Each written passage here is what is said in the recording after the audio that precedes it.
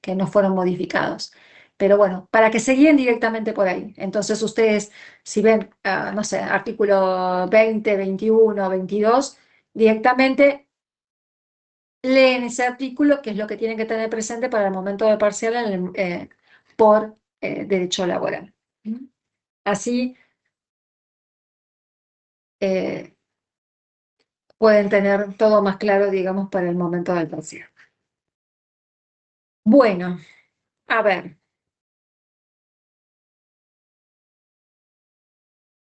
Faltan unos cuantos todavía, pero Perfecto. sí, ¿Le puedo hacer una consulta? A ver si dale. está bien. En base al derecho a la identidad biológica, ¿está Ujú. bien que ponga un caso como una violación al derecho a la identidad biológica a los casos de lesa humanidad? Como por ejemplo lo que pasaba en la dictadura, de los casos en los cuales la expropiación de niños y cosas de ese estilo, ¿no? O sea, habla Eh, un poco también de la identidad, pero más relacionado también a la biológica por no conocer, digamos, a los progenitores y cosas así, digamos. O sea, sí, es sí, lo pueden correcto, ¿no? poner, exacto, pueden poner algún caso que esté relacionado con eso. Sí, sí, sí, sí, no Ah, hay buenísimo. problema. Sí, sí, Sí, sí, sí, porque porque aparte ahí, por supuesto, que es un derecho el conocer cuál es su identidad biológica y determinarla y demás. O sea, que tenemos diferentes supuestos y hay diferentes casos. ¿Mm? Lamentablemente tenemos muchos ejemplos de ese tipo aquí en el país, así que sí, por supuesto. Pueden encontrarlo y pueden establecerlo como ejemplo. Ujú. bueno, muchas gracias. De Sí, porque vi nada. que se cruzaba mucho con el derecho a la identidad propia, o sea, sin llegar a la de origen, a la biológica, entonces, bueno, más o menos No, intentar. claro, sí, igualmente vayan fijándose, porque pueden ser así, o puede ser que después que encuentren algún caso específico. ¿M? De todas formas, bueno, ustedes tienen como fecha límite de entrega de trabajo ahora el lunes. Mándenme el trabajo que yo lo voy a revisar y en todo caso, si necesito que agreguen algo, yo después les informo. ¿M? Eso no, pero, o quizás después, hasta el momento que tienen que realizar la exposición, les aparece algún caso y prefieren modificar algún caso o quieren agregarlo. Ustedes después eso lo van viendo. En el caso de los casos, no hay inconvenientes porque pueden ir apareciendo, incluso hay muchas situaciones mediáticas y demás por ese tema o por cualquier otro de los temas que fueron asignados. Entonces, quizás se puede hablar quizás de un supuesto, vamos a pensar que ayer o antes de ayer tenemos un delito informático específico y están hablando en todo lado, bueno, lo podemos traer como un caso más allá de que no haya sido incorporado el trabajo práctico. Así que eso no hay inconveniente. Bueno, a ver, vamos ahí entonces a los contratos que me faltaban, así ya vemos bien las diferencias. Les voy a compartir. Acá está, yo ya ni veo esto. Bueno,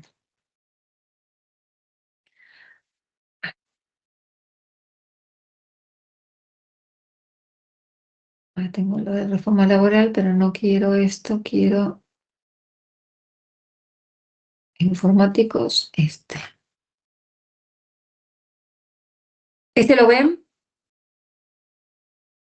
Contrato Sí, se ve. electrónico. Sí, Bien, electrónicos.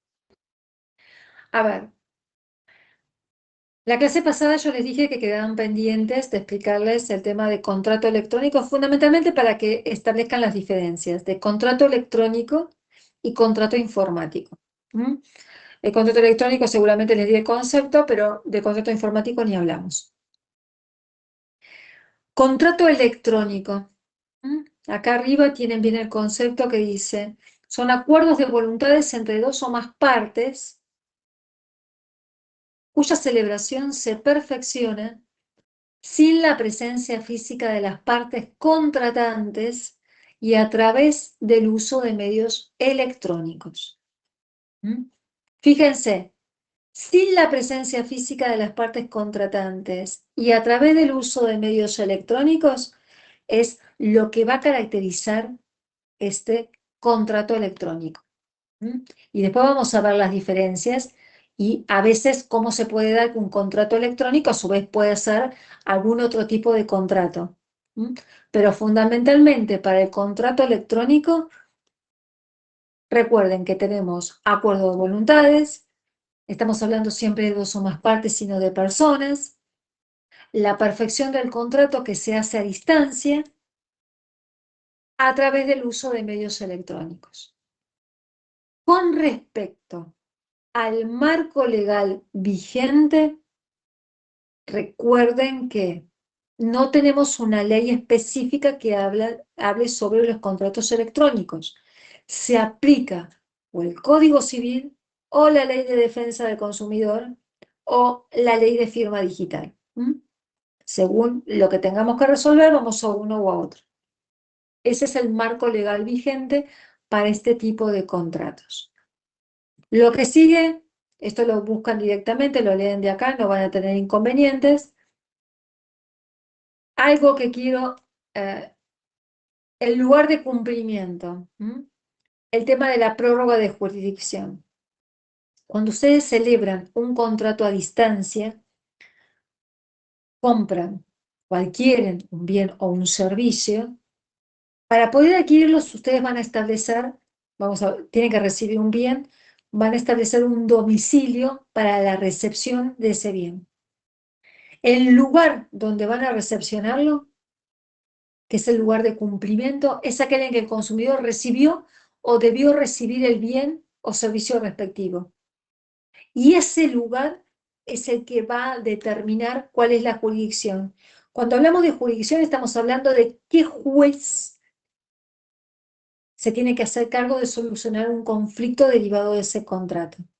Por ejemplo, si ustedes colocaron que el lugar de cumplimiento, o sea, reciben un bien y es el domicilio de ustedes y ustedes están viviendo en Avellaneda, el que va a intervenir o los que van a intervenir puede ser cualquiera de los juzgados civiles de Avellaneda.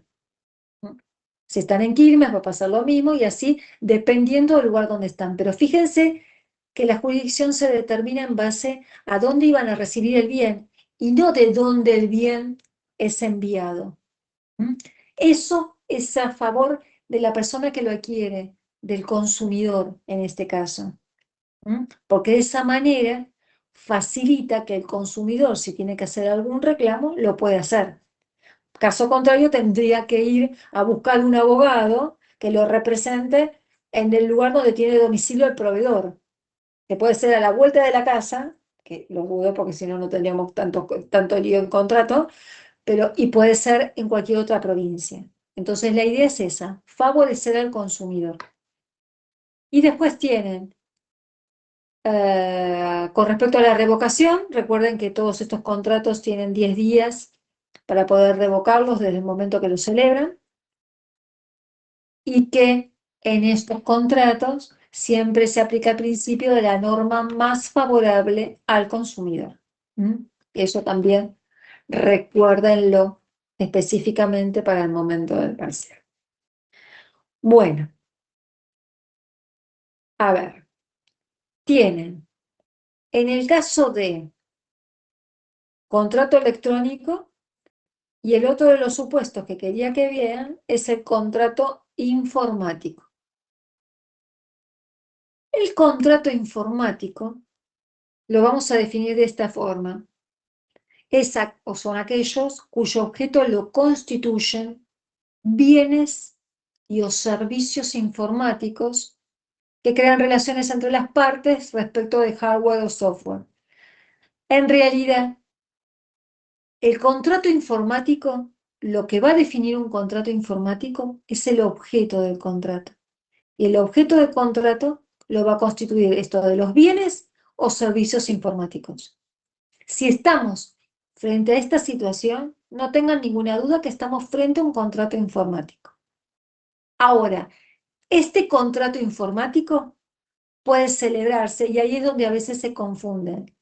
¿Puede ser un contrato a distancia? Sí, por supuesto, puede ser un contrato a distancia, o sea que puede ser celebrado por medios electrónicos, o sea, puede ser un contrato informático celebrado por medios electrónicos, o sea, podría constituir un ejemplo de los dos contratos. Pero un contrato informático también puede ser que no sea a distancia y que no se celebra por medios electrónicos. O sea que lo hacemos de manera presencial, tenemos el soporte papel y demás. ¿Mm? Así que no confundan estos dos conceptos. El electrónico tiene siempre esas características que yo les definí. El informático se van a tener que centralizar en qué es el objeto del contrato. ¿Mm? A ver, el contrato informático tiene características que no tiene otros contratos. Una de las características es, bueno, primero ante todo, que acá dice, las particularidades propias de la tipología contractual nos lleva a incorporar y definir diferentes etapas que generan derechos y obligaciones desde el inicio de la relación entre las partes y que van a ser decisivas para la redacción del contrato y las fases del contrato. ¿Por qué? La primera etapa que nosotros tenemos que tener en cuenta en el contrato informático y que no sucede con otros contratos es la etapa precontractual. Porque la etapa precontractual en el contrato informático es fundamental para establecer todos estos derechos y obligaciones. Acá es donde las partes que intervienen en el contrato toman conocimiento.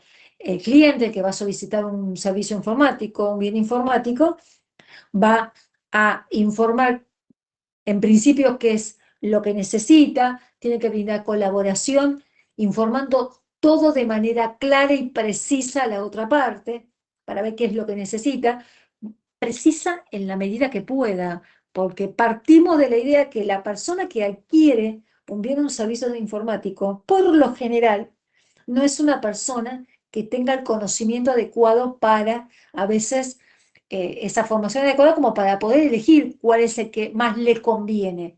Por eso tenemos el deber de información y colaboración que tiene el cliente en esta relación y tenemos las otras obligaciones o deberes que tiene el proveedor, que es el de asistir, el de asistencia, asesoramiento y consejo. ¿Mm? Acá dice directamente, los contratos informáticos, eh, las prestaciones son complejas y deben considerarse dentro de un sistema. Por ello, tanto el cliente como el proveedor tienen la carga de cumplir con determinados deberes que hacen al entendimiento, redacción y ejecución del contrato informático. ¿Mm? O sea, tienen el deber de información y colaboración que recaen sobre el cliente y el deber de asistencia, asesoramiento y consejo que van a recaer sobre el proveedor. Esto recuérdenlo, porque esto también es una de las características propias del contrato informático. El cliente debe informar al proveedor características. El cliente lo que va a decir es qué es lo que necesita. El tipo de sistema, lo que va a decir al proveedor es qué es lo que necesita.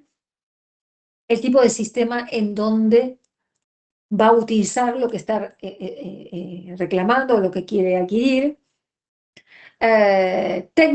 Cuestión técnica que están referidas a la infraestructura del sistema, acá le puse. Si cuenta con recursos humanos, si el recurso humano con lo que cuenta, empleados y demás dentro de la empresa, cuentan con el conocimiento técnico adecuado como para poder utilizar lo que está adquiriendo, o si necesitan capacitación, que va a tener que también estar incluido dentro del contrato informático, porque es otro servicio que se presta y que por supuesto se va a tener que cobrar también dentro del contrato. O sea, toda esta información la tiene que brindar el cliente.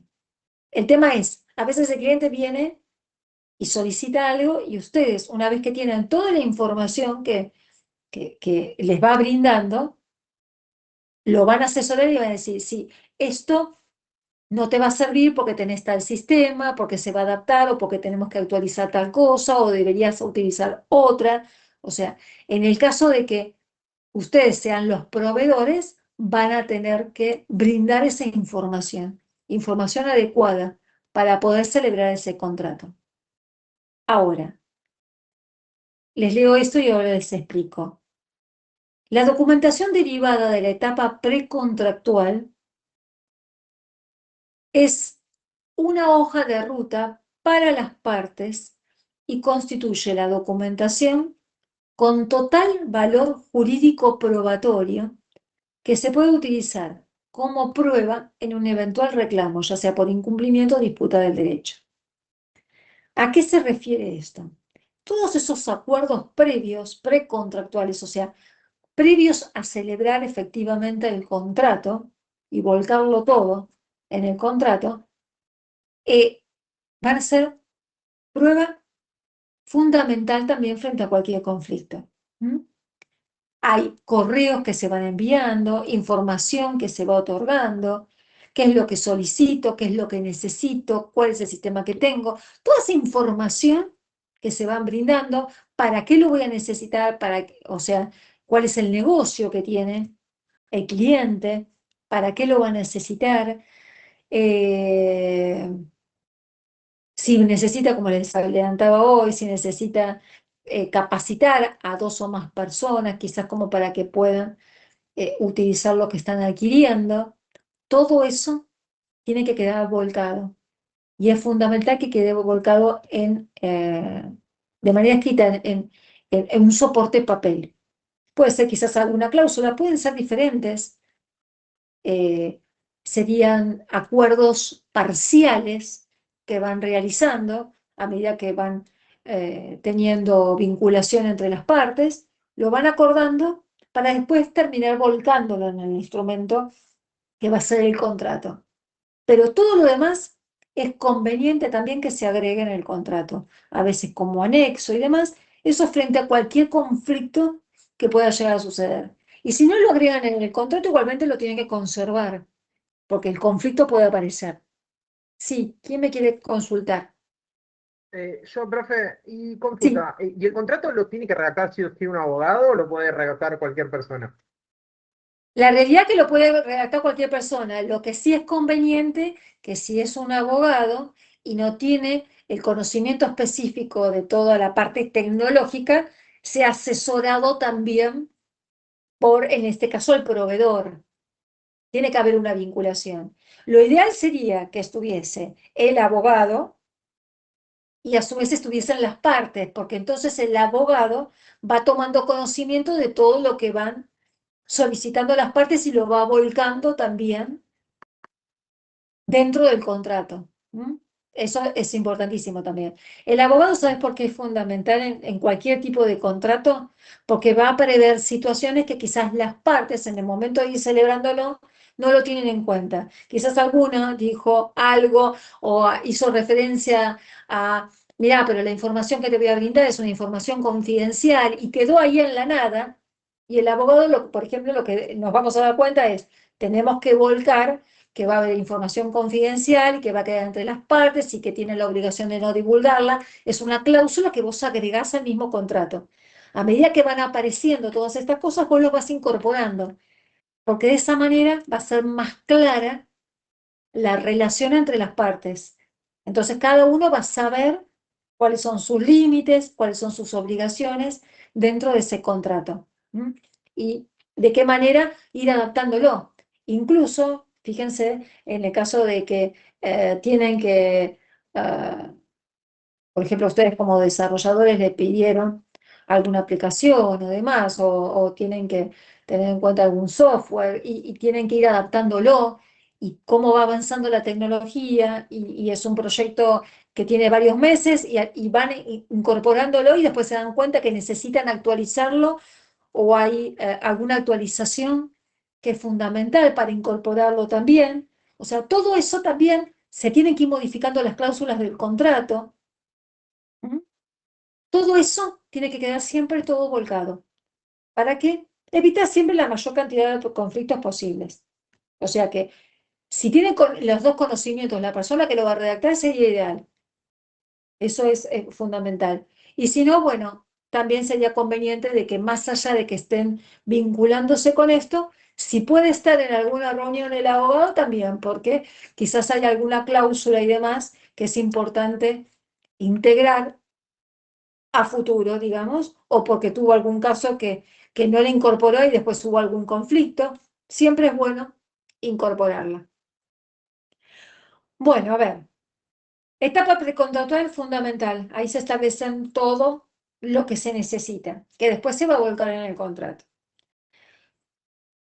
Después tenemos el tema de sistema. A ver, así aprovecho e incorporo. Después tiene el concepto de sistema, por supuesto que habla, todo esto siempre va a tener vinculación, involucra un conjunto integrado de elementos tecnológicos que trabajan en conjunto. Ustedes saben que nada se establece de manera aislada, que surgen actualizaciones, que hay que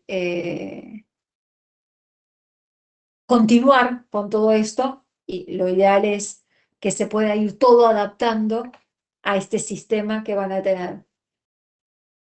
Los elementos del sistema informático, esto se los dejo para que lo lean directamente ustedes. Y vamos a ir al tema de la entrega de la cosa, o sea, qué es lo que tienen que entregar y cómo se perfecciona este contrato. ¿Mm?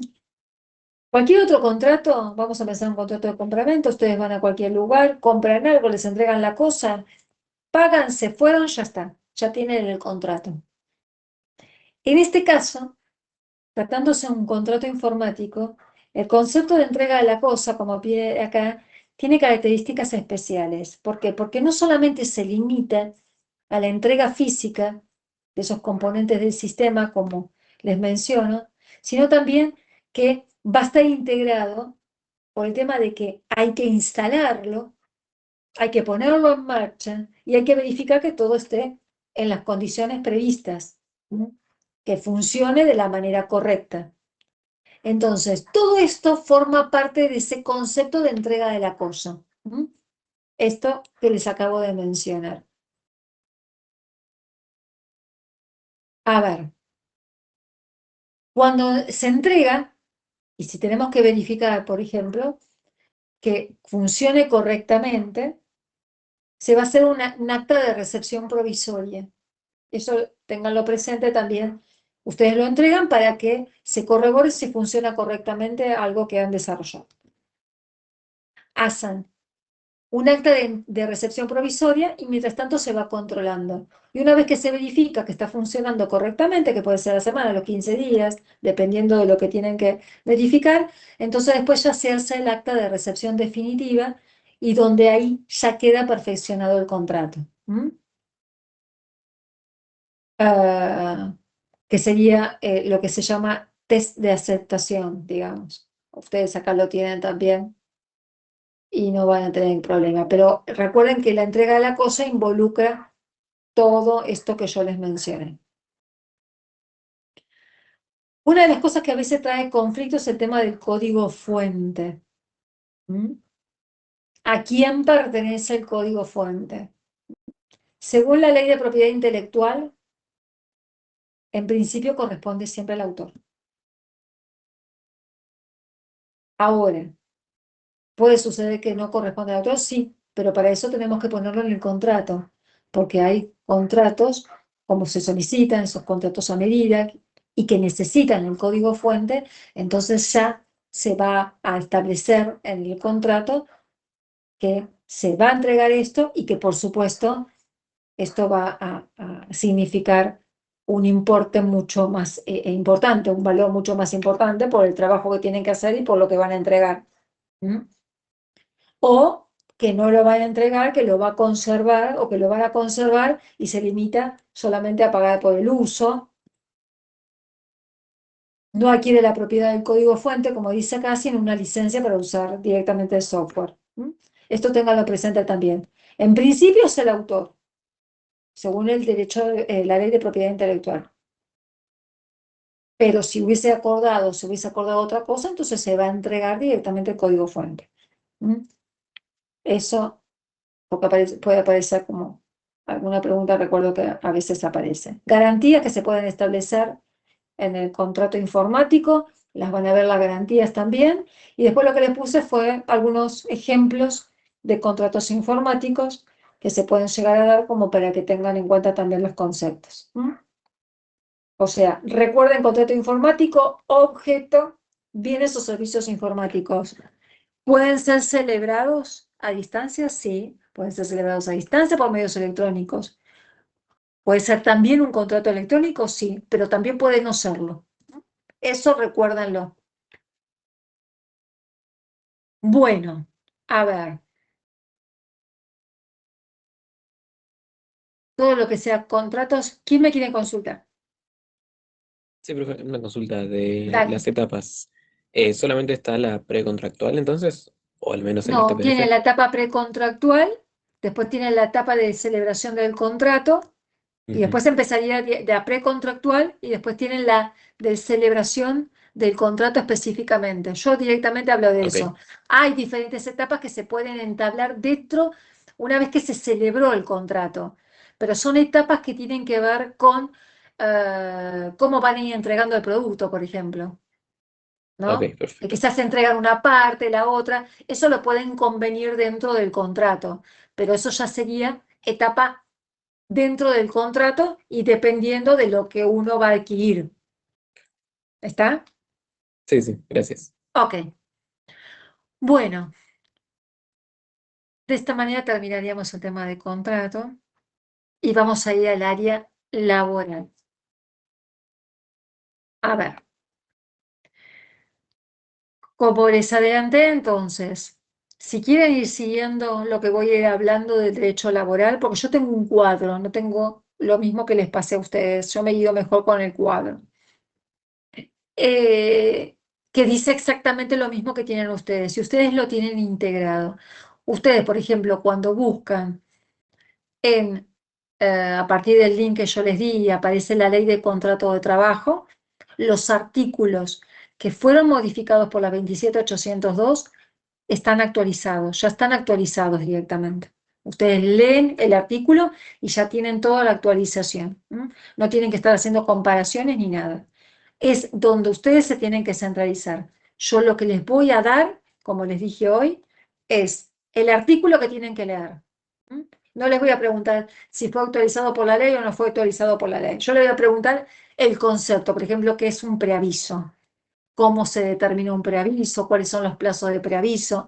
No les voy a preguntar si fue modificado por la ley, porque si no los voy a complicar demasiado. Tienen mucha información que leer para el momento del parcial. Pero lo que sí quiero que sepan es que la ley de contrato de trabajo ya está actualizada y hay muchísimos artículos que lo tienen. Si lo quieren saber específicamente, a medida que van leyendo el artículo, en la parte de abajo dice si fue actualizado por la 27082. ¿Mm? Ahí lo van a tener. Bueno, vamos entonces a la ley de contrato de trabajo. A ver.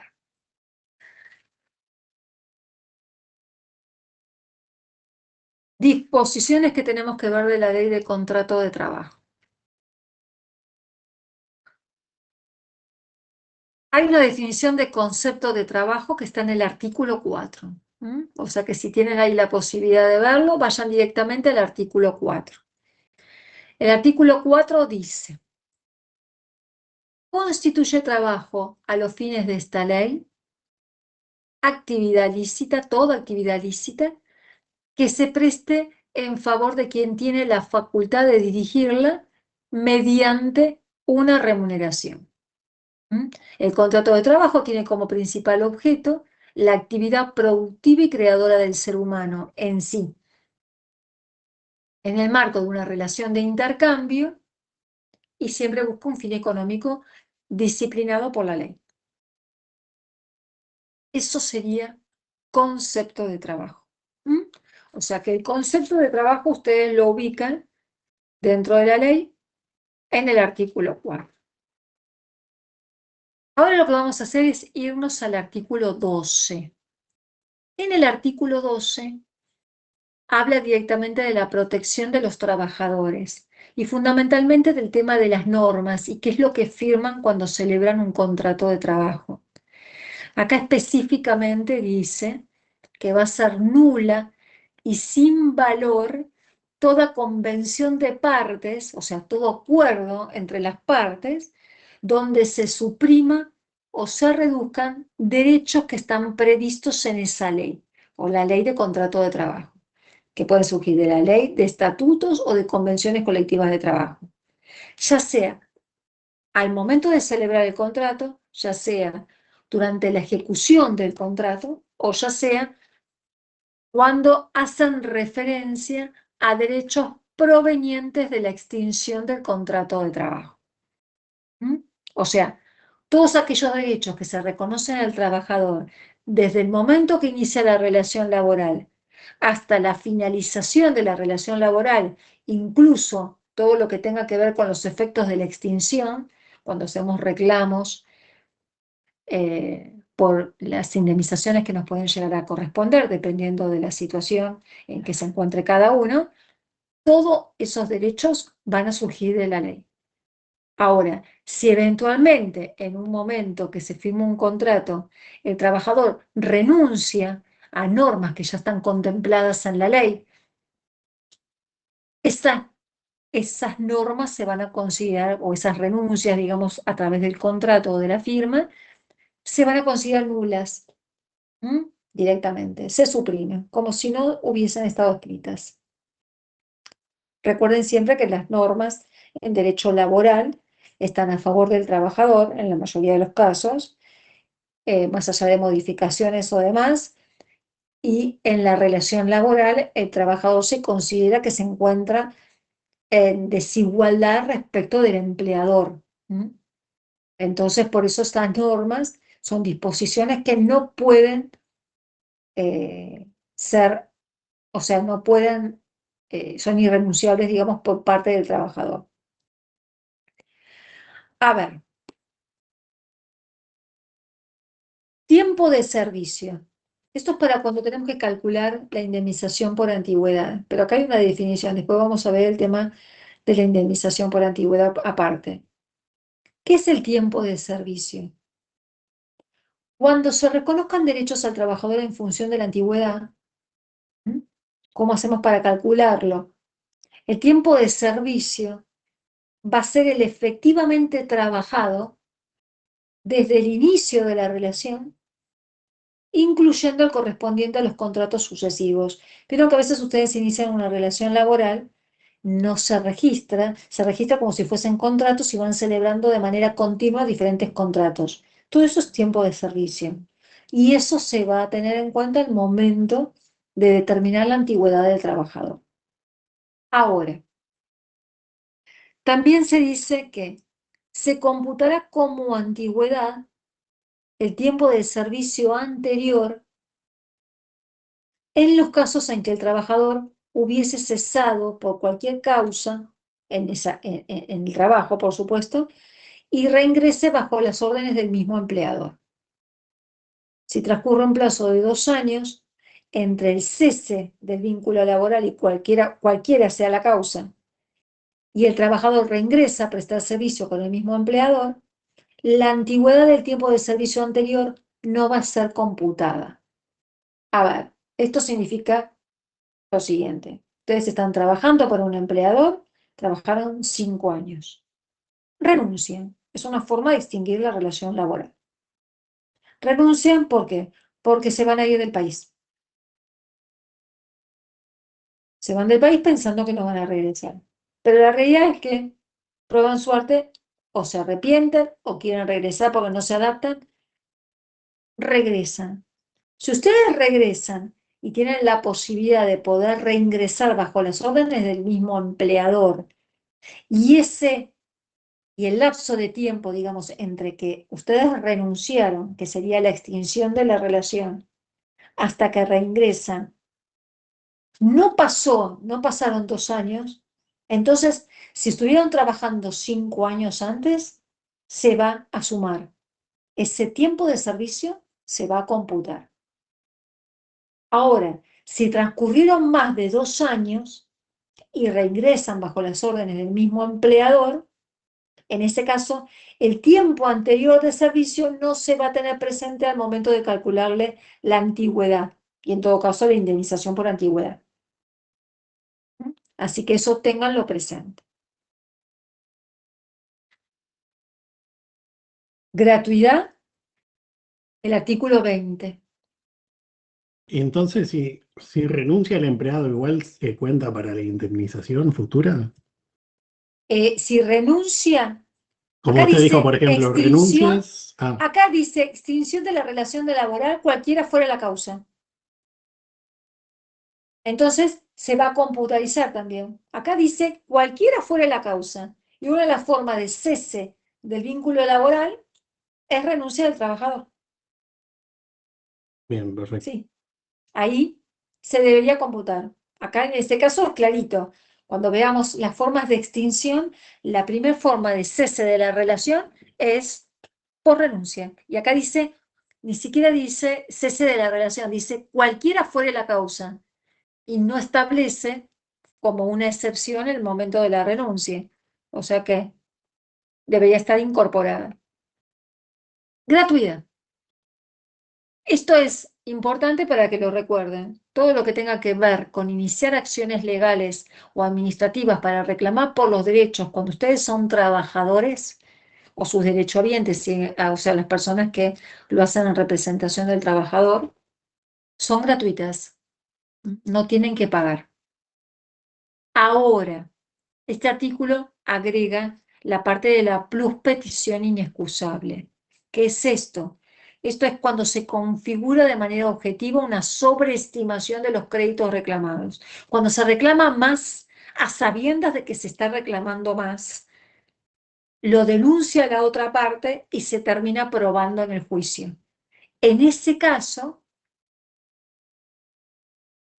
los gastos que puedan llegar a surgir por esa situación, sí van a tener que ser abogados, no solamente por el trabajador, sino por el abogado que lo está representando, que en definitiva es el que hace el cálculo. ¿Mm? O sea, van a ser solidariamente responsables. Cuando hablamos de solidaridad, estamos hablando de que el reclamo se le puede hacer a cualquiera de las dos partes. A veces hacen 50 y 50, la realidad es que generalmente lo que hacemos es buscar a la persona que es más solvente para que nos paguen enseguida. Si yo soy el abogado de la otra parte y tengo que cobrar una remuneración, no una remuneración, sino que serían los honorarios en este caso, voy a buscar a ver si es el trabajador o el profesional que lo representa el que está en mejores condiciones para poder pagarme. Si tiene bienes, si no, si tiene cuenta bancaria, si no. Y voy contra el que sea. Después entre ellos se tienen que terminar arreglando, porque son los dos responsables. Así que eso, ténganlo presente también, porque con respecto a esto, se han quejado y bastante con respecto a la pluspetición inexcusable, que estuvo siempre. Lo que pasa es que acá ahora se agrega específicamente, así que van a ser responsables no solamente el trabajador, sino el profesional. ¿A mi entender? No está mal. Entonces, uno va a tener que reclamar objetivamente por lo que debe reclamar en una relación laboral representando al trabajador. A ver, ¿qué es contrato de trabajo? Eso es el artículo siguiente. Habrá contrato de trabajo, cualquiera sea su forma o denominación, siempre que una persona humana se obligue a prestar servicios a favor de otra persona, bajo la dependencia de ésta, durante un periodo determinado o indeterminado de tiempo mediante el pago de una remuneración. Eso es un contrato de trabajo. La relación de trabajo es la que se da entre ambas partes, que es la que viene después. Pero el contrato de trabajo específicamente es eso, es esa relación, es la forma en que se vinculan ambas partes y una se está obligando a prestar servicios y la otra parte le va a pagar una remuneración. A ver, hay un artículo que también fue bastante comentado, el tema de la presunción de la existencia del contrato de trabajo. ¿Por qué? El hecho de prestar servicios en situación de dependencia, o sea, si se genera esa dependencia, sería que se configuren todos los requisitos necesarios para generar esa relación de dependencia.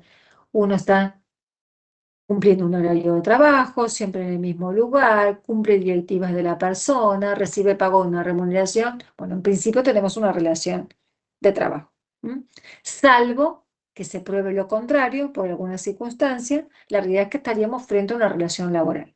Esa sería la presunción de la existencia de un contrato de trabajo. Se presume en esas condiciones que estamos frente a un contrato de trabajo.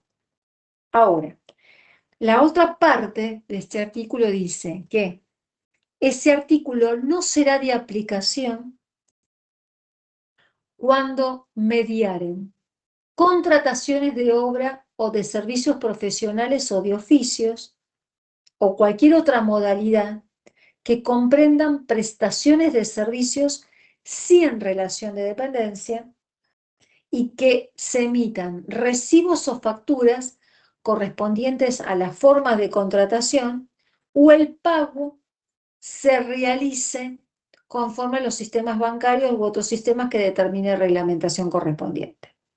A ver, acá lo que dice esto es que la presunción, esa presunción a favor de la relación, no se va a aplicar, pero no se aplica la presunción.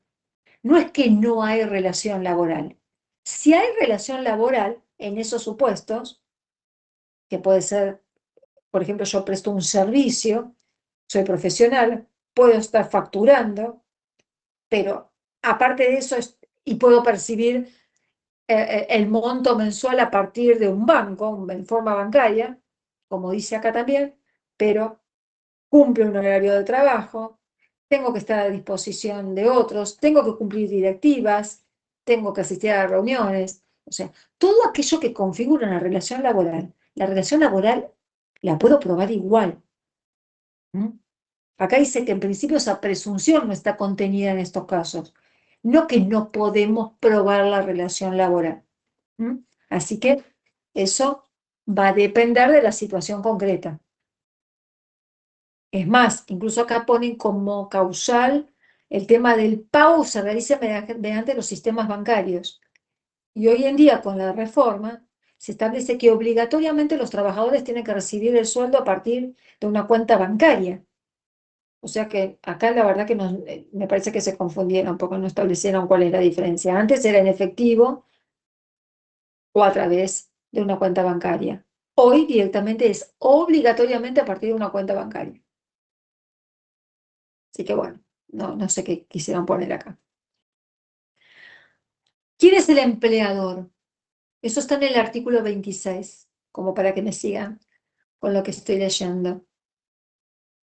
Empleador es la persona humana o jurídica o conjunto de ellas, aún sin personalidad jurídica propia, que a los fines de desempeñarse bajo su dependencia requiera los servicios de un trabajador. Ese sería el empleador. El trabajador es el que presta servicios a favor de otra persona al cambio, mediante el pago de una remuneración. En este caso, el trabajador sí estamos hablando de una persona física, una persona humana. O sea que hasta acá fuimos avanzando y vimos conceptos hasta el tema del empleador. A ver, ¿por dónde sí? Déjenme ver la hora. El tema de, acá hay muchísimos artículos, la verdad que son importantes, pero no quiero agobiarlos con tanta información y tampoco.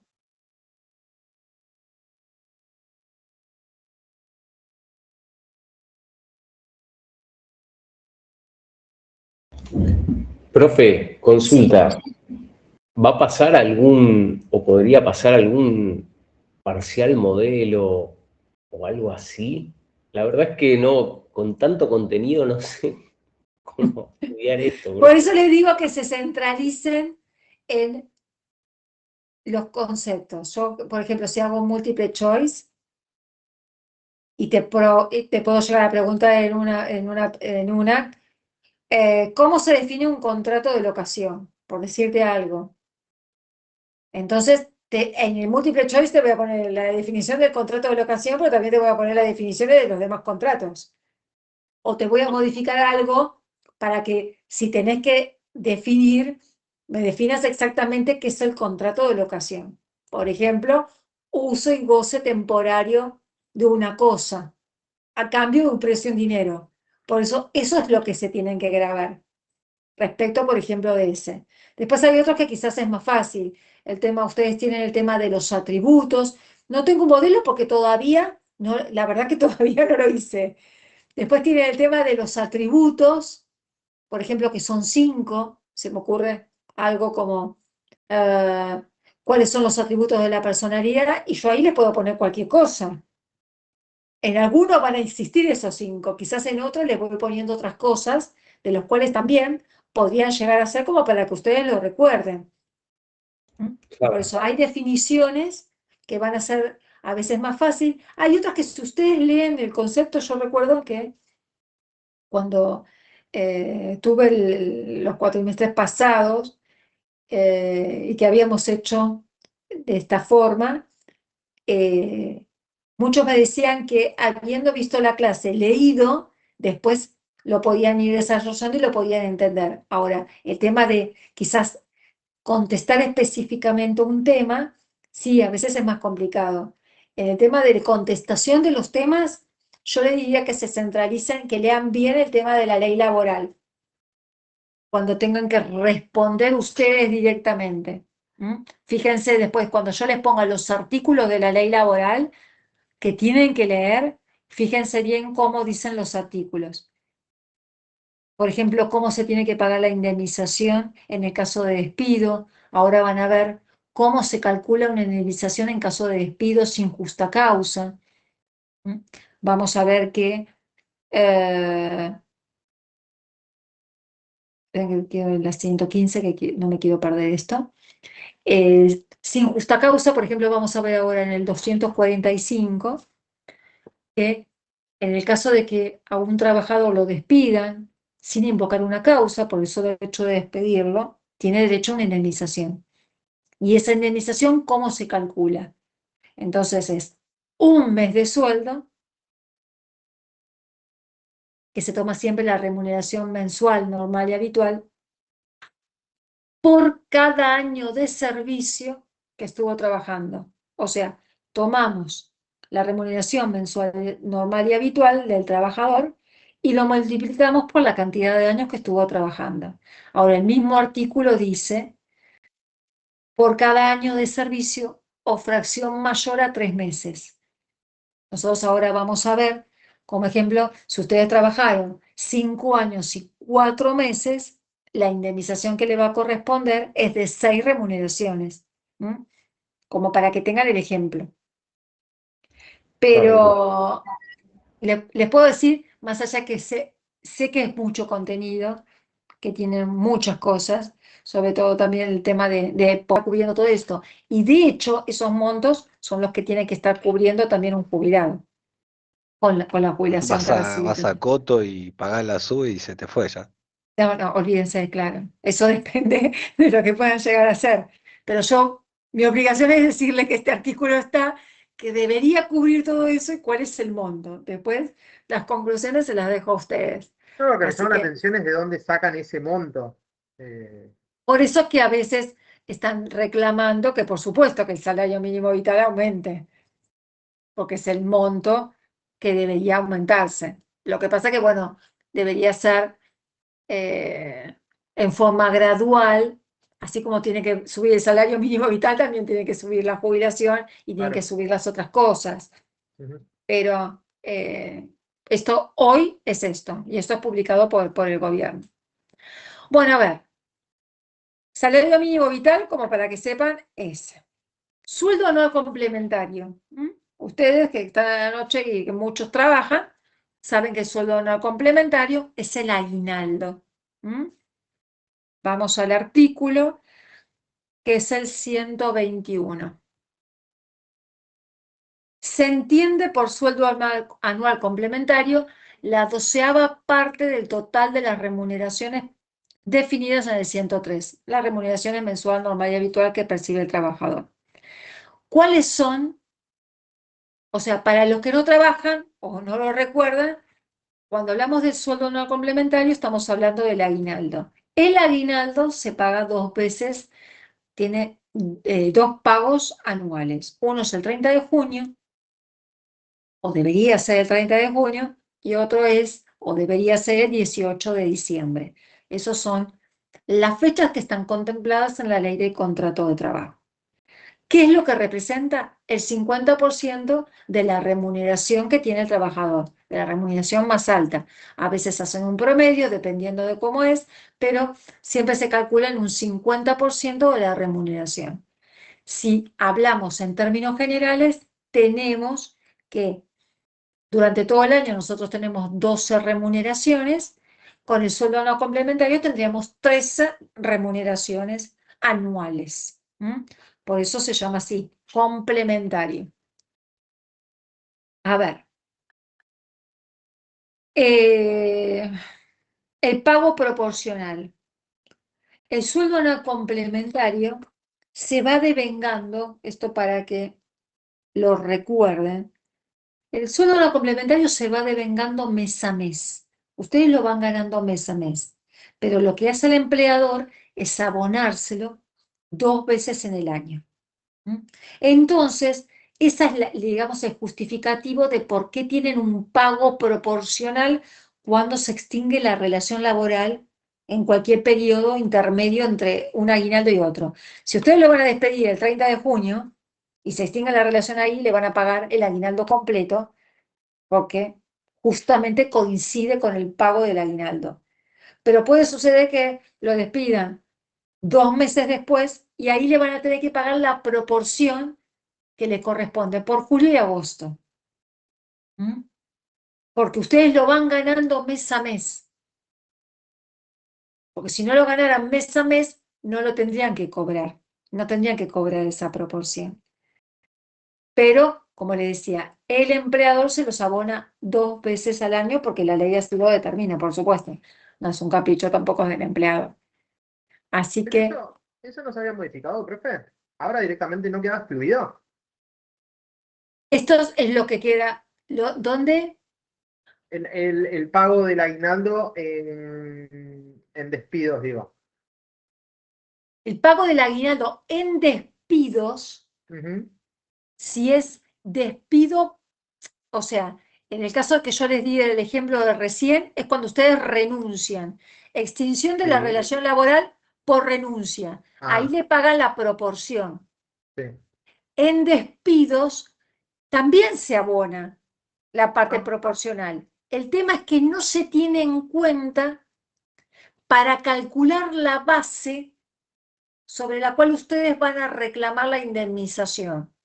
Ahora cuando veamos el 245, lo que dice el 245 es que el aguinaldo no se incluye en la base. ¿Qué significa esto? Antes era, por ejemplo, si vos cobras 100.000 pesos y tenés que agregar la proporción del aguinaldo, le agregás un poquito más y esa sería la base. Hoy, si vos cobras 100.000 pesos, va a seguir siendo 100.000 pesos y no agregás la parte proporcional del aguinaldo. ¿Por qué? Porque no entraría dentro de lo que se considera mensual, normal y habitual, Ujú. porque se va devengando mes a mes, pero no se paga todos los meses.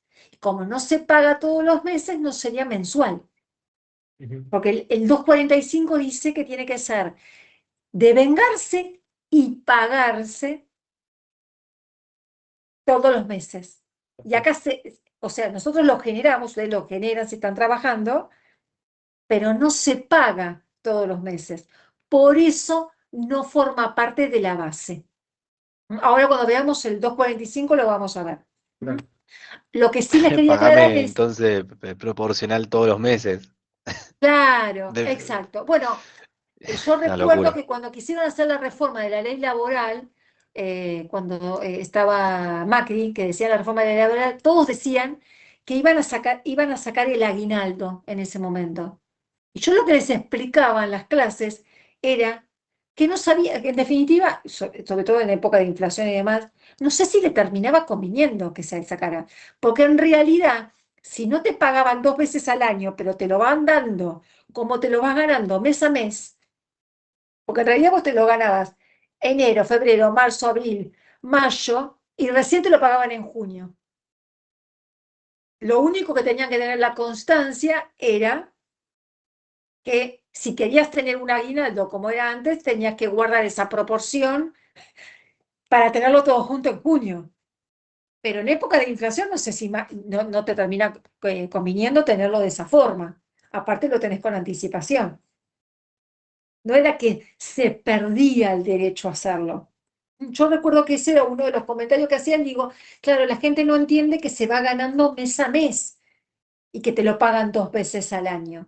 Había muchos que no lo sabían o no lo terminaban comprendiendo, no sé cómo era eso, pero bueno, pasaba de esa forma. A También pasó ver, con lo de la jubilación cuando fue el quilombo en el Congreso, bueno, tal cual. que eso hubiese terminado conveniendo para los jubilados, la reforma del cálculo en el pago, y se hizo un quilombo al pedo. Sí, Al tal pedo cual. Claro, porque a los veces hubiese por no cubierto después entender, para, claro, a veces la gente no entiende. Es lamentable, pero bueno, no comprende el tema de con la cálculos y inflación que hubo demás. después, los jubilados al menos hubiesen estado cubiertos y no hubiesen cobrado mucho menos. Una Claro, pena. sí, Y se sí, rompió sí, todo sí. al Pepe. Hay muchas cosas que quizás no las tienen en cuenta o se oponen porque repiten. Muchas veces uno termina repitiendo lo que va escuchando, pero no comprende lo que realmente está pasando. Y uno a veces, yo a veces me pasa que les explico en mi familia a los mayores, digamos, les explico cómo es la situación, porque a veces digo, no repitan lo que dicen los demás, el tema es así, y les termino explicando. Después ustedes saquen sus conclusiones, pueden estar a favor o en contra, pero tienen que entender cómo es. O por temas de leyes, a veces cuando se enojan no puede ser que el Poder Ejecutivo no haga esto, y digo, pero te falta la ley, y la ley no la hace el Poder Ejecutivo, la ley la hacen en el Congreso. O sea, hay cosas que a veces la gente no termina entendiendo, que pueden ser todos responsables, que puede estar uno a favor, en contra y demás, pero cuando no entendés los mecanismos es más difícil. Y hay muchos que no lo entienden o que no lo saben, lamentablemente. Tampoco hoy en día todos tenemos una computadora, un celular, hay que leerlo un poquito y a veces encontrar la explicación y listo. Pero bueno, pasa así. Bueno, SAC, extinción del contrato de trabajo, esto ya se los di. A ver,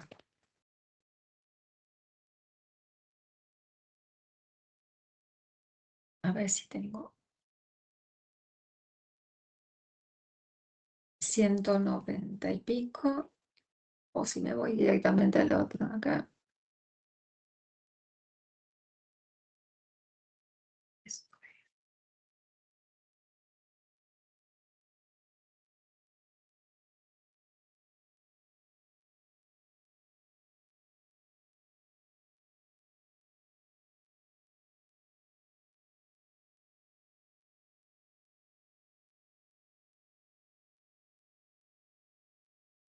Estoy 147, ¿no? Porque estoy pasando temas por las dudas porque quiero llegar directamente al tema de extinción de la relación porque quiero darles el 245. Entonces, quiero ir a preaviso.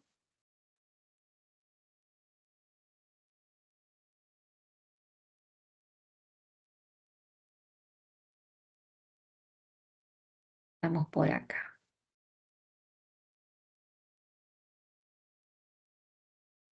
A ver. El tema de preaviso. Vamos a ir directamente a lo que es el preaviso en una relación laboral frente a un despido o una extinción de la relación y después cuáles son los supuestos de extinción de la relación, porque eso es donde ustedes deberían, si no saben exactamente cómo manejarse o cómo calcular, para que sepan cómo calcular una indemnización. Muchas veces hay acuerdos que tienen ustedes con el mismo empleador para que les pague y lo pueden concertar directamente ustedes conociendo cómo se calcula. Preaviso. Vamos al 231. El contrato de trabajo no puede, o sea, no podrá ser disuelto por voluntad de una de las partes sin previo aviso. Ya le voy adelantando que sí, de hecho se hace y no se da preaviso en la mayoría de los casos, pero bueno. o en su defecto, indemnización además de la que corresponda al trabajador por su antigüedad en el empleo, cuando el contrato se disuelva por voluntad del empleado. Ahora se los leo y lo vemos. En realidad es así. Cuando se va a extinguir una relación laboral, tendríamos la obligación, como una de las partes, si lo hace el trabajador o lo hace el empleador, cualquiera de las dos partes tiene que dar un preaviso, tiene que avisar que va a extinguir la relación laboral. Si proviene de parte del empleado, o sea, del trabajador, y va a extinguir la relación, pasa que va a renunciar, entonces tiene que dar al empleador un preaviso. El preaviso que dice la ley es de 15 días. 15 días de anticipación, tiene que preavisar y tiene que darle esos 15 días al empleador con la posibilidad de que pueda encontrar algún reemplazo y demás. Ya les voy diciendo, en la práctica no se hace, porque no creo que haya muchos trabajadores que preavisen en forma legal y menos como corresponda. Desde el punto de vista del empleador, cuando va a extinguir la relación, también, por supuesto, tiene la obligación de preavisar. Y acá lo que la ley determina es, si va a extinguir la relación laboral, tiene que tener en cuenta cuál es la antigüedad del trabajador. Si el trabajador tiene una antigüedad que es menor a 5 años, es 1 mes de preaviso. Si tiene una antigüedad mayor a 5 años, son 2 meses de preaviso. En la práctica, tampoco se da. Son muy pocos los empleadores que preavisan. Entonces, ¿qué sucede? ¿Cómo lo compensamos? Se compensa con dinero. Al que le correspondía preavisar 1 mes y no lo hizo, cuando tenga que pagar al trabajador, le va a tener que pagar todo lo que corresponde más el mes que no le dio del preaviso. Si fuesen 2 meses, 2 remuneraciones más porque no le dio los 2 meses de preaviso. Y en el caso del trabajador que tiene que preavisar con 15 días, tienen el derecho también de descontarle esto porque no preavisó. En la práctica, nunca vi que se descontaran los 15 días al trabajador. Yo trabajé 14 años en un estudio jurídico laboral por parte empleadora. Jamás le han descontado al trabajador, o hemos descontado, vamos a decir, al trabajador 15 días por no preavisar si renuncia o se extingue la relación. No se preavisa si están en periodo de prueba. Eso sí establece el artículo. A ver. Y después empezamos a partir del artículo 2. Estamos en el 231. Así me siguen. A partir del 240 empezamos con la renuncia. Empezamos con las formas de extinción de la relación laboral. O sea, ¿se extingue un contrato de trabajo? Sí, se puede extinguir. Una de las causales es la renuncia. Si el trabajador renuncia, se extingue la relación laboral. ¿Cómo se tiene que hacer esta renuncia? El 240 te lo dice, que dice así. La extinción del contrato de trabajo por renuncia, medio no preaviso, o sea, exista o no preaviso, deberá formalizarse para que sea válida o mediante un despacho telegráfico. En realidad, mediante es un despacho telegráfico, porque no hay otra forma, que puede ser en forma física o digital. Ahora porque los correos también están hablando de la manera digital. Pero en realidad siempre tenemos que presentar ese telegrama de renuncia para que en cuanto lo recepcione el empleador, se extingue la relación laboral. El empleador está cubierto y ustedes extinguen la relación laboral si fuesen los trabajadores. Ese telegrama que se envía es gratuito. Directamente lo mandan y van a conservar. Los telegramas se realizan van a tener una copia, porque uno se envía al empleador, uno lo conserva a la empresa, uno se lo quedan a ustedes. Y ustedes verifican si han entregado la pieza, esa telegráfica, porque tienen el número y hacen el seguimiento. Entonces ahí les informa si ya fue entregado o no. Así verifican en qué momento se formalizó la renuncia. En el caso, eso es en el caso de renuncia, que es una de las formas de extinción. ¿Mm? Otra forma de extinción es por mutuo acuerdo de las partes. Esto se hace por escritura pública o ante, acá dice autoridad judicial o administrativa de trabajo. ¿Mm? Si es por acuerdo de las partes, lo podemos hacer frente a un juez, presentando un acuerdo y demás, o se puede hacer en las subsecretarías de trabajo en la provincia de Buenos Aires también, porque es la autoridad administrativa de trabajo y directamente es la que va, siempre intervienen estas autoridades porque son las que verifican, en principio, de que no haya intimidación respecto del trabajador, que lo haga libre, con voluntad y demás, este acto de extinguir la relación laboral. ¿Mm? Y después dice también que se va a configurar una extinción de la relación laboral si hay conducta de las partes, de ambos, trabajador y empleador, durante el plazo de 2 meses, en donde ninguno manifieste, digamos, la voluntad de continuar con esa relación. O sea, el trabajador se va y no reingresa y no justifica la asistencia, si no hace absolutamente nada, desaparece y pasaron 2 meses y el empleador nunca intima ni nada para que reingrese a las tareas, ni justifique las tareas y demás. ¿Mm? Ahí se configuraría o lo que sería también una extinción de la relación por voluntad concurrente, en realidad configurada fundamentalmente por el tema del abandono. Habría un abandono del trabajo. Esa sería otra forma. Está la de justa causa, cuando se puede justificar el hecho de un despido, que está en el 242. Y después tenemos el 245, que es el que quería leerles antes de que me quede sin voz, que es, dice así, igualmente hoy se los adelanté.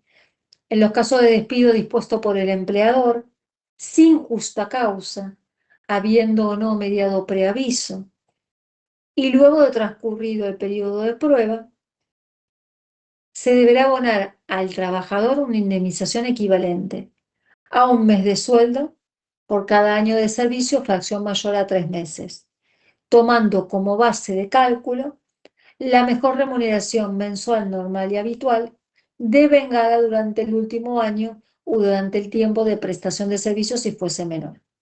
Y a partir de acá, lo que se hace es definir remuneración, que dice que es la devengada y pagada en cada mes calendario. Por eso no se incluye la proporción o sea, el sueldo no complementario, digamos, no se va a incluir, ni la proporción, porque no se paga todos los meses, sino que se paga 2 veces al año, que era lo que hablábamos hace un ratito. Las vacaciones tampoco proporcionales, porque sabemos que se paga una vez solamente al año. Ese sería el concepto.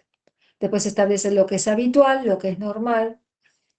Ahora, esta indemnización, vamos a pensar que la remuneración mensual normal y habitual son 100.000 pesos. Yo soy muy económica en eso, para hacer más fácil las cuentas. Tenemos 100.000. Es la remuneración mensual normal y habitual. O 1 millón, vamos a ponerlo así. 1 millón de pesos. Hay una parte del artículo que dice, esa base, que es la de 1 millón de pesos, no puede exceder el equivalente a 3 veces el importe del salario mensual promedio de las remuneraciones previstas en el convenio colectivo de trabajo. Esto es un tope que se establece. ¿Qué es esto? Los convenios colectivos de trabajo establecen este tope, calculado de la forma que les indiqué recién, y vamos a pensar que el convenio colectivo de trabajo calcula esto y para la actividad que corresponde establece como tope no 1 millón de pesos, como estábamos hablando, sino que pone 600.000. Entonces, no tomaríamos el 1 millón de pesos, sino que deberíamos tomar, según esta parte del artículo, 600.000 para calcular la indemnización. Ahora, hay otra parte del artículo que dice que en ningún supuesto la aplicación del tope previsto puede ser inferior al 67% de la remuneración mensual normal y habitual, calculada conforme lo establece el primer párrafo. O sea, volvemos al ejemplo. La remuneración mensual normal y habitual que ustedes perciben es de 1.000.000 de pesos. El tope que publican, esto es un ejemplo, que puede ser o no, pero como para que lo entiendan. El tope que publican por el convenio colectivo que se pueda llegar a aplicar, dice que la base para la actividad que ustedes desarrollan, que se tiene que tomar, es de 600.000 pesos. Ahora, hay otra parte del artículo que dice que en ningún caso puede ser inferior al 67%. O sea que estaríamos hablando de 670.000 pesos. En ese caso, en el ejemplo que yo les di, la base entonces, basándonos en todos estos supuestos, va a ser 670.000 pesos para calcular la indemnización del trabajador. Ahora, les digo lo siguiente, en la práctica pasa lo siguiente. Si estoy por parte trabajadora, yo tomo el 1.000.000 de pesos, yo le digo lo que hago yo. Yo tomo el 1.000.000 de pesos y calculo todo sobre el 1.000.000 de pesos. No tomo ni el tope y no tomo ni el 67% ni nada. Si estoy por la parte empleadora, voy a buscar cuál es ese tope. Porque quizás ese tope no sea 600.000, pero puede ser 800.000, 850.000 pesos, y me reduce la base, y por supuesto, al reducir la base, va a ser menor la indemnización y, digamos, la persona o empresa que voy a representar va a pagar menos y por supuesto que me lo va a agradecer. Pero yo estoy por la parte empleadora en ese caso. ¿Me siguen? Eso va a depender del lado que uno esté. Si estoy por el trabajador, voy directamente por el 1.000.000. Porque puedo tener esa suerte de que, si bien la parte empleadora invoca que hay un tope por el convenio colectivo, no lo prueba en el expediente, no acompaña el convenio, no pide el convenio y no lo legaliza dentro del expediente. Entonces no lo van a aplicar, porque aparte tiene que probar que existe un convenio, pedir informes, y quizás se le pasa el plazo, lo alega, pero se le pasa el plazo y no se puede aplicar el tope. Entonces, yo me voy a guiar por el 1.000.000 de pesos, y si no lo puede probar, en definitiva se va a terminar aplicando el 1.000.000 de pesos. ¿Me siguen? Pero todo esto forma parte del artículo 245 de la Ley de Contrato de Trabajo, que también dice que en ningún caso ninguna indemnización puede ser menor a un mes de remuneración. O sea, cálculo de indemnización del 245, un mes de sueldo mensual normal por cada año de servicio, fracción mayor a 3 meses. Hay un tope que lo publican mensualmente, directamente, que está contemplado, y a su vez, ese tope en ningún caso puede impedir que el trabajador, como mínimo, obtenga el 67% de la remuneración mensual normal y habitual. O sea, tenemos que estar calculándolo en cada caso concreto. Esa es la indemnización por despido que les puede llegar a corresponder.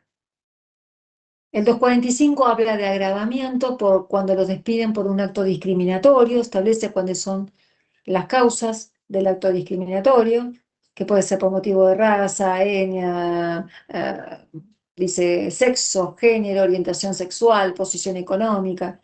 Si son despedidos por alguna de esas causales, si lo pueden probar, la indemnización del 245, que es la que hablamos recién, va a incorporar una multa, digamos, va a incorporar el agravamiento, que es un 50% más. Eso está contemplado en el 245 bis. Y después Tengo otro una- de los... Sí, Perdón, no, me quedo con lo anterior que hablamos del tope. los topes. Sí, vos tenés un mes por cada año que trabajaste con la mayor remuneración del último año, ¿no? Sí. Si esa mayor remuneración no se aleja mucho de lo que ganabas, si hay un tope, ponele del 70%, vos podrías terminar cobrando menos del mes que cobrabas siempre, ¿no? Podés tener un tope y podés cobrar, podés tener como base para calcularlo, podés tener menos. Menos de tu sueldo no habitual, digamos. Ex- Exacto. La base va a ser, si vos cobrabas 1.000.000 y el tope dice 920, van a tomar el mínimo, que es 920. Claro. Así se calcula esto, por cada año van a tomar el tope. Pero te vuelvo a decir, si lo vas a reclamar, no lo vas a reclamar vos y vos jamás vas a Sí, tener sí, en obvio. cuenta el tope. Porque nadie va a alegar que voy a tener que cobrar menos. Uno, como trabajador, reclama mejor remuneración mensual normal y habitual.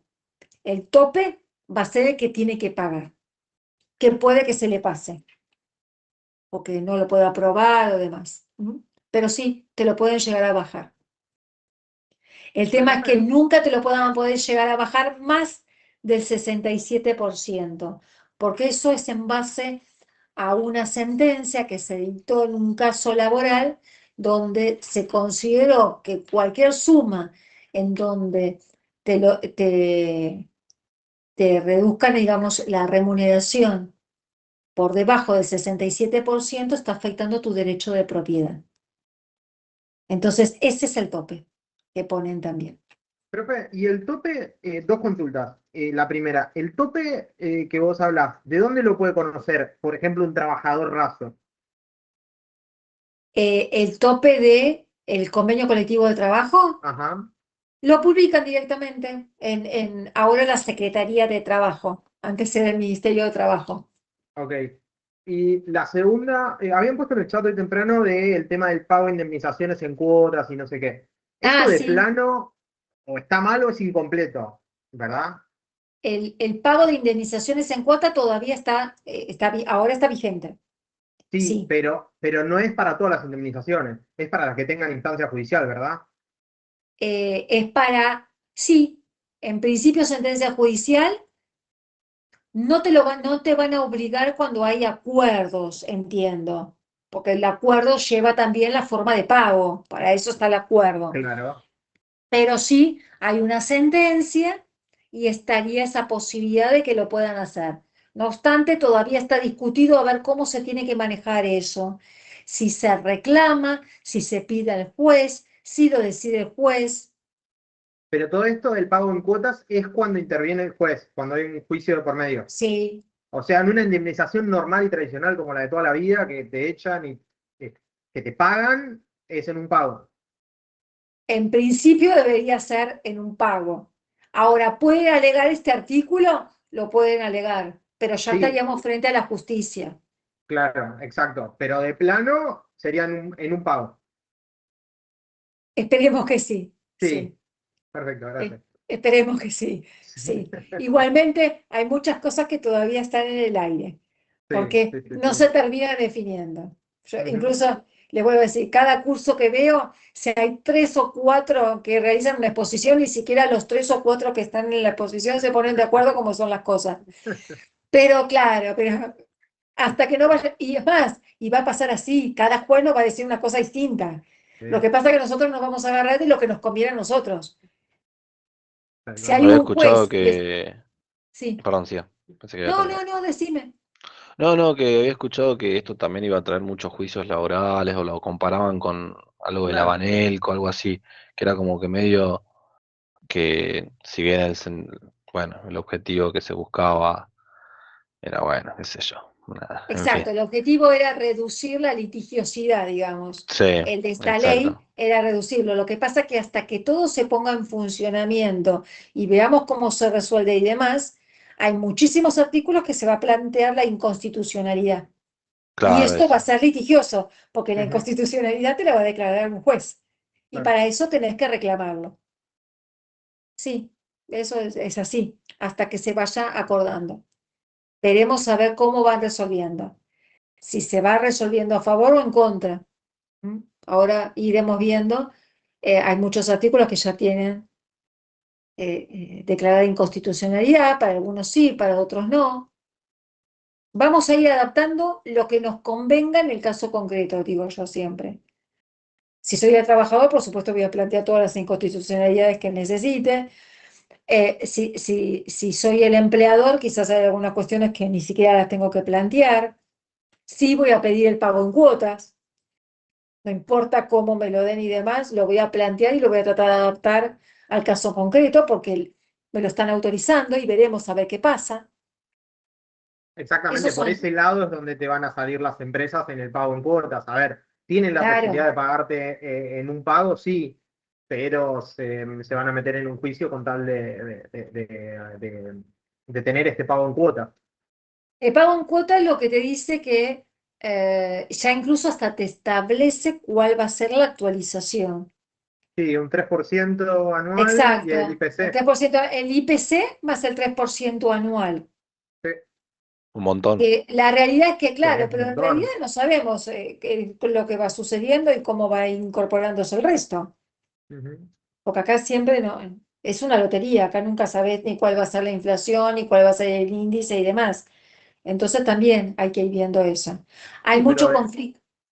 Hay mucho conflicto con el tema de las actualizaciones de los créditos laborales, si se aplica para los que empiezan y para los que están en trámite con sentencia. Eso es otro de los conflictos que hay también, porque uno aplica la tasa pasiva del Banco Central de la República Argentina, que nunca puede exceder el tope que dijiste vos recién, nunca debería exceder el tope de el IPC más el 3% anual, y no puede estar por debajo del 67% móvil, que es el 67% que les indiqué también, que está en el 2,45. O sea, hay un montón de cuestiones que se van a ir tratando de ver qué es lo que van resolviendo. Esa es la realidad. Algunos van a estar a favor, otros en contra, y dependiendo de dónde estén también. El tema de la litigiosidad sí se quiere evitar, o se quería evitar, veremos a ver cómo pasa. Hay muchas cosas. El tema de la litigiosidad se quiere evitar con el tema de los fondos de asistencia laboral, porque entonces de esa manera, si vos tenés una persona que está registrada y se extingue la relación laboral, va directamente al fondo, percibe la indemnización que le corresponde y se va. Entonces no tiene que iniciar ningún reclamo laboral. Pero siempre estamos hablando de una persona que está en blanco registrada y que no tiene ningún otro reclamo que hacer. El tema es que tenemos que lograr todo eso, que todo trabajador se encuentre en blanco y no tenga Bueno, nada había extra leído que reclamar. que había aumentado, encima, ahora hace poquito aumentó el empleo en negro. Sí, en realidad lo que aumentó es el trabajo informal que dicen. Y el trabajo informal involucra un poco de todo. Ah, mirá, no sabía eso. Claro, el trabajo informal involucra un poco de todo, sí. Sí, lo que están buscando es tratar de que todo trabajador se encuentre en blanco, Es lo que el busca esta ley, empleador no ¿verdad? tenga ese temor de blanquear al trabajador por las multas que tenga que pagar, que O sea, se es lo que abra un busca esta poco. reforma, ¿verdad? ¿Qué? A grandes rasgos es lo que busca esta reforma. Claro, exacto. Es lo que se buscaba también, porque la realidad era que cualquier empleador con los reclamos laborales que podía llegar a tener, y uno antes que contratar a alguien iba buscando la forma de evitarlo. De mantenerlo en Si en negro, vez de claro. tener 10 trabajadores tenías 2 y sabías que tenías menos conflicto, quizás no, tenías más. O tenerlos, pero tenerlos en negro. Sí, bueno, muchos optaban por eso. Claro. Porque si igualmente después iban a tener en cuenta, hay muchos que directamente optaban por tenerlos en negro. Total decían, no importa que lo tengan blanco o lo tengan negro, siempre voy a tener un conflicto, siempre voy a tener que pagar más porque las leyes están a favor del trabajador. Eso es lo que te decían los empleadores que lo tenían en negro. Otros decían, bueno, mitad en blanco, mitad en negro, parte en blanco, parte en negro, porque tiene los beneficios y a su vez si tiene que reclamar, reclamará por la diferencia y la tienen que probar. Bueno, la Sí, verdad que igual siempre. si el trabajador está en negro, le podés hacer un juicio, o le podías por lo menos. O sea, tenerlo en negro no garantiza ni garantizaba que no se judicializara. No, es que en realidad, pero hoy también, hoy vos estás en negro y podés hacer el reclamo igual, tenés que probar Sí, la sí. relación laboral. No, pero se le decía a Alan, o sea, estar en Sí, tal negro cual. era una garantía de que te podías comer un juicio laboral. No, justamente por eso, claro. El tema del trabajo en negro, yo siempre tuve esta forma de pensar. Hay personas que están trabajando toda la vida en negro y no te hacen ningún reclamo. Y hay personas que están trabajando en blanco y te van a hacer reclamo igual. Eso no es garantía de nada.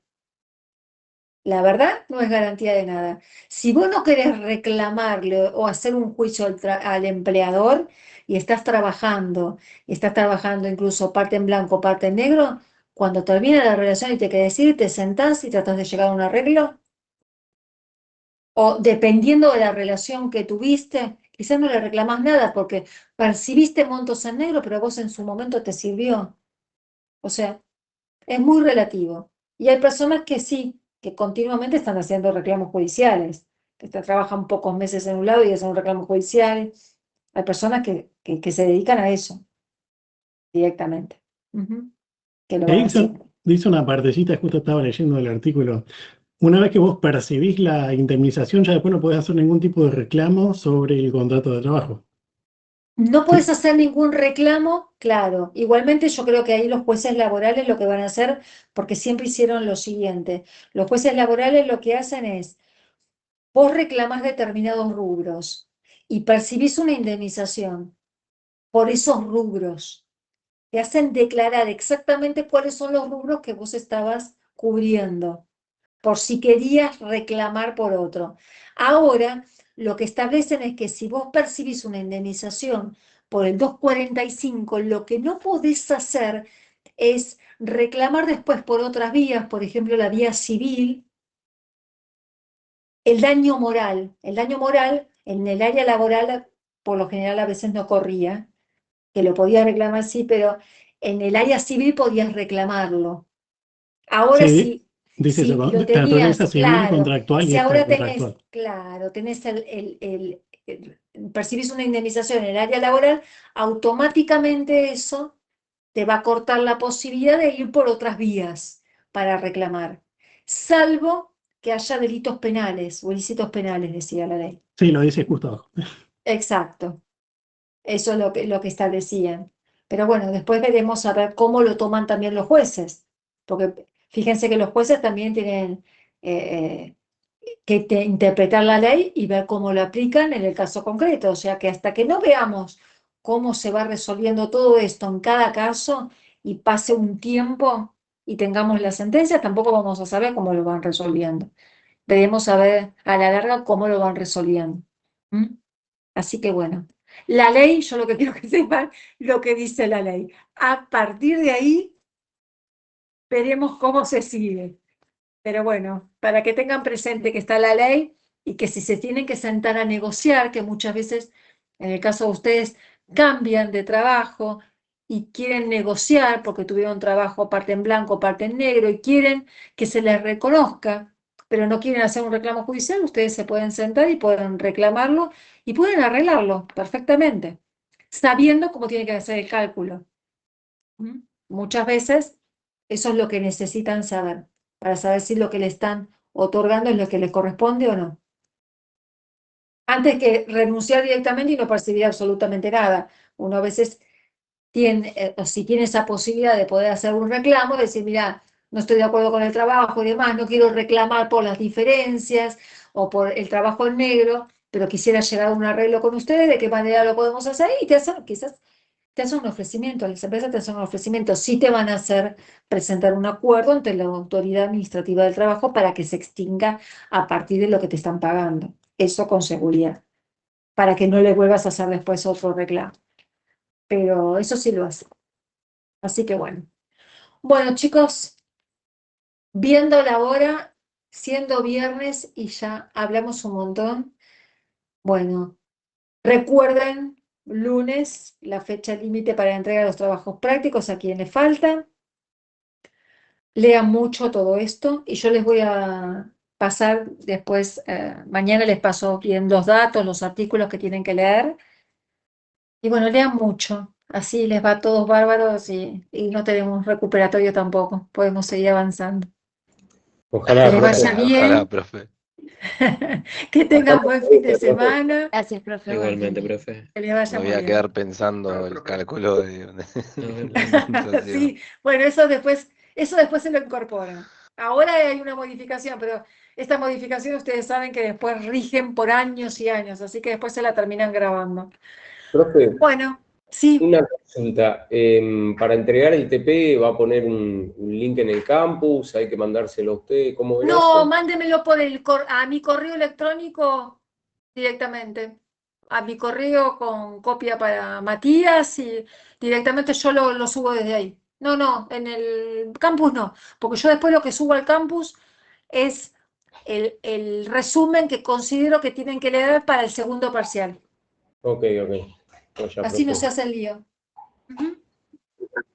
Que les vaya bien. Buen fin de profe, que Hasta descansen. luego.